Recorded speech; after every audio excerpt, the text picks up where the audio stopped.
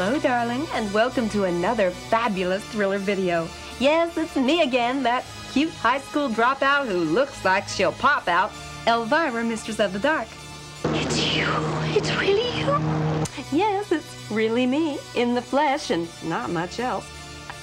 You know, before we started, the censors came up to me and said, Elvira, you can't go on TV in that dress. It's next to nothing. And so I said, what do you mean? It's next to plenty. Anyway, let me see. Oh, what did you get tonight, darling?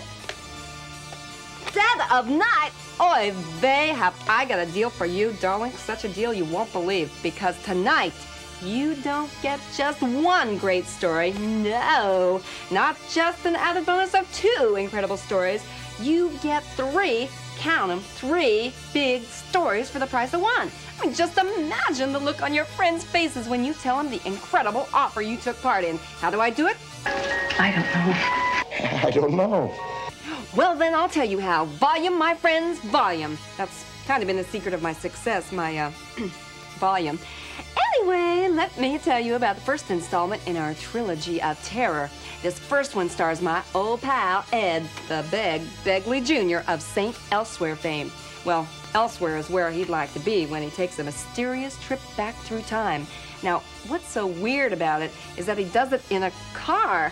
And if you've ever done it in a car, you know what I'm talking about. I mean, the gear shift gets in the way, and the windows get all steamed up, and then your foot gets stuck in the glove compartment. It is really strange. So, is everybody ready? Okie doke, fasten your seatbelts. We're in for a bumpy ride. I'll be right back after the first story, so look alive. This is The Dead of Night from Thriller Video. My beautiful Jordan Playboy. That was just so beautiful. Boy, I just love a happy ending. You know, not many young people would appreciate it. Yeah, well, to tell you the truth, Gramps, I mean, it would have been a little better if you had a couple of decapitations, maybe a possessed child or 2, or if an alien had burst out of the guy's chest, but other than that, I thought it was pretty good. But the guy missed his opportunity. I mean, he could have met his dad when he was 9 years old. Could have made him clean up his room and take out the garbage and told him to turn that Rudy Valley music down. At least that's what I would have done. So the guy steps in front of a car, preventing the death of the grandparents of the girl he would eventually marry. I'm like, wow, now that is heavy. Ed, you know, I thought you were very convincing in this role. You were kind of like a valley dude in this, weren't you?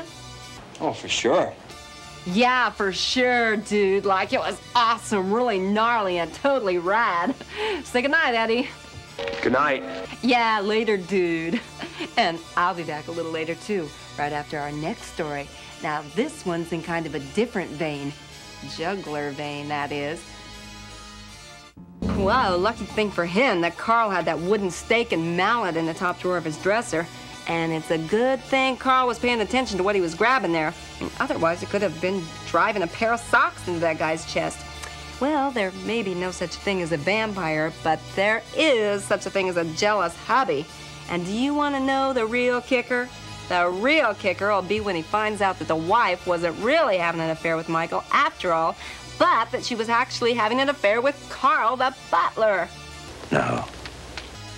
That's right, pal. You got the wrong guy. You really blew it. I can't do anything. Now, I want you to march right back up those stairs and tell Michael it was a big mistake. Or maybe you should just tell Michael it was a big steak. Oh, wait a minute. I'd better save my vampire shtick for Dracula, which, by the way, is available from Thriller Video. Plug, plug. Anyway, I would be remiss if I didn't say that this whole thing has been a draining experience on his wife. Now, our third and final installment of the evening is a heartwarming story of a mother and a son. But as you will soon see, the son turns out to be a real mother. My Bobby was drowned in the ocean. My Bobby was drowned in the sea. My Bobby was drowned in the ocean. Now bring back my Bobby to me. Everybody! Bring back, oh, bring back my Bobby to me, to me. Stop this. Hey, nobody talks to me that way, sister. It's my show, and I can do whatever I want.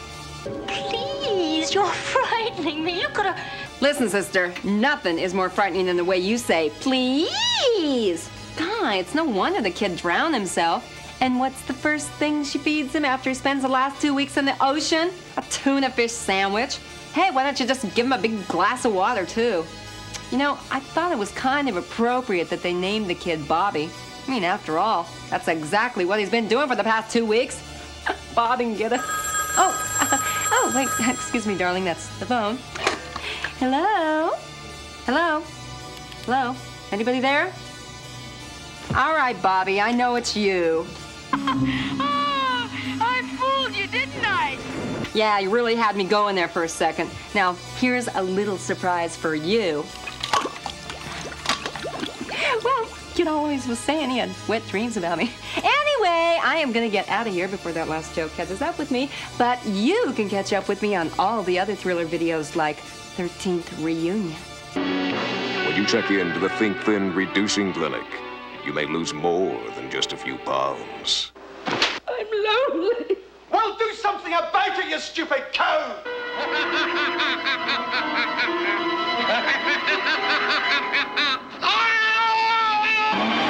You will be as big as a house by the time you're 40.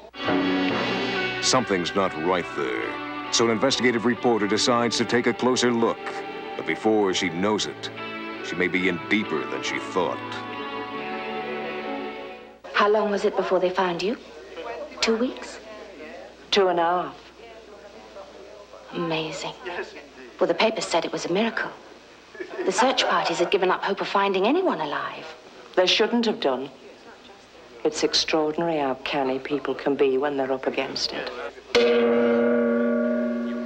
Dinner is served. She just got herself invited to the 13th Reunion. I hope you can all stay the night, because tomorrow I think I can promise you a very special meal.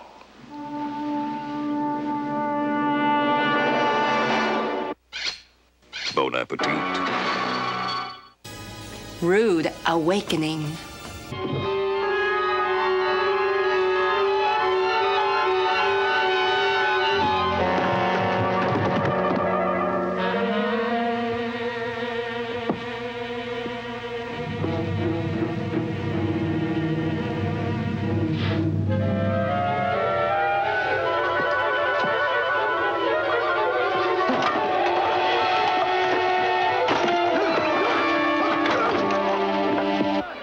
A chilling horror story.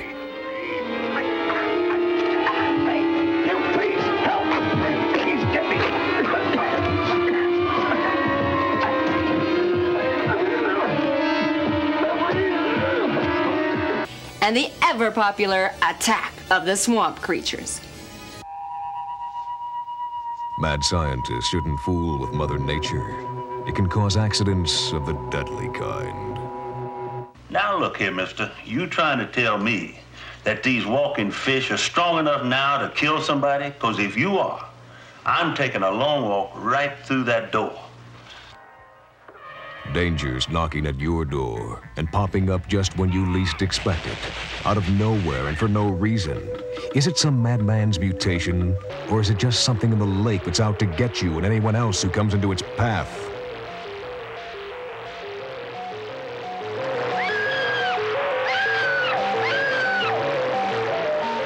Attack of the Swamp Creatures.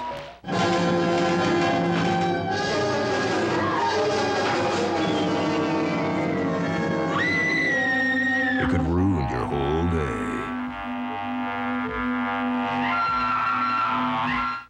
Available wherever thrills are sold. And until then, don't do anything I wouldn't do. Unless, of course, it was something I wouldn't do. And as I always say, unpleasant dreams.